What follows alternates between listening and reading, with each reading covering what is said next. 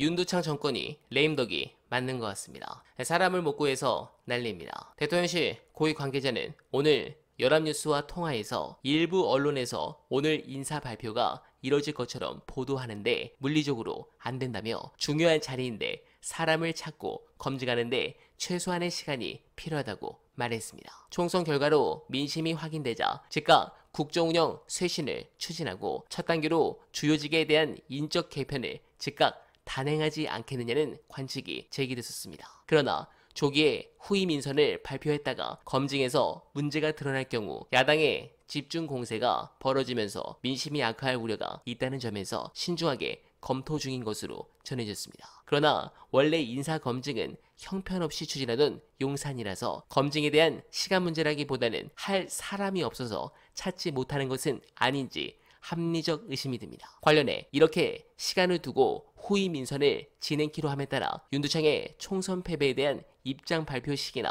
형식, 내용도 검토 중인 것으로 알려졌습니다. 대통령실 관계자는 아직 대통령이 어떤 형식으로 입장을 발표할지는 결정된 게 없다며 인사 발표와 별개로 할지 아니면 인적 개편을 발표하면서 함께 할지 검토 중이라고 밝혔습니다. 한편 지난 11일 한덕수 국무총리와 이관섭 비서실장, 실장수석급 고위 참모진은 윤에게 사의를 표명했습니다. 네, 난파선이죠. 여기서 잘못하면 박근혜 정권처럼 같이 학교에 갈까봐 피하는 인물도 있을 겁니다. 관련해서 저쪽의 상황이 생각보다 심각한 이유 보시고 이어가 보겠습니다. 특히 이제 190석을 몰아준 국민들 입장에서는 또 뭔가 나라를 바꿔라 이런 열망이 가득했었는데 조금 몸을 쉬다 보니까 이겨도 이긴 것 같지 않은 그런 느낌이 드는 것 같습니다. 그러나 정치라는 게 꼭 그렇지는 않잖아요. 경북, 경남, 부산을 중심으로 한 동쪽 지역 그리고 서울에 비싼 아파트들이 있는 지역을 빼고는 국민의힘은 갈라파고스가 됐어요. 180석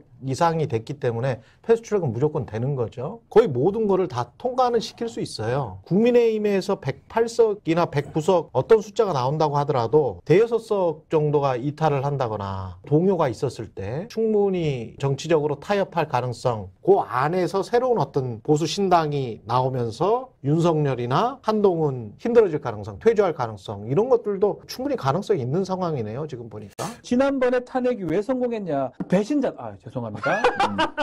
박근혜를 배신했던 유성계, 비박들. 뭐 유승민. 예. 그런 분들이 큰 역할을 한 겁니다. 예. 실제로 230이 넘어갔었는데 예. 그 230 중에 국민의당이나 예. 실제로 민주당은 의미가 없어요. 예. 이 사람들이 있음으로써 200개가 넘어갔기도 했었고 그렇지. 이 사람들이 여론을 형성하는 사람이 됐고 네, 공감합니다. 그래서 저들이 쫄리는 것이죠. 이제 공천도 끝났고 정권도 곧 후반기에 접어들 만큼 여당도 대통령 눈치를 덜 볼 가능성이 커졌습니다. 다수 야당이 사안과 상황에 따라 여당 내 합리적 세력과 협력을 도모할 여지도 커졌다고 할 수 있습니다. 여당의 자율성이 커질수록 협상을 통한 입법 등 정치의 공간도 넓어질 수 있습니다. 실제 여당 당선자 일부에선 야당이 추진하는 몇몇 특검법에 공감하는 발언이 나옵니다. 조선일보가 이러는 것도 이탈표가 상당히 많이 나올 것 같으니 그런 것이고 만약 거부권을 행사했다가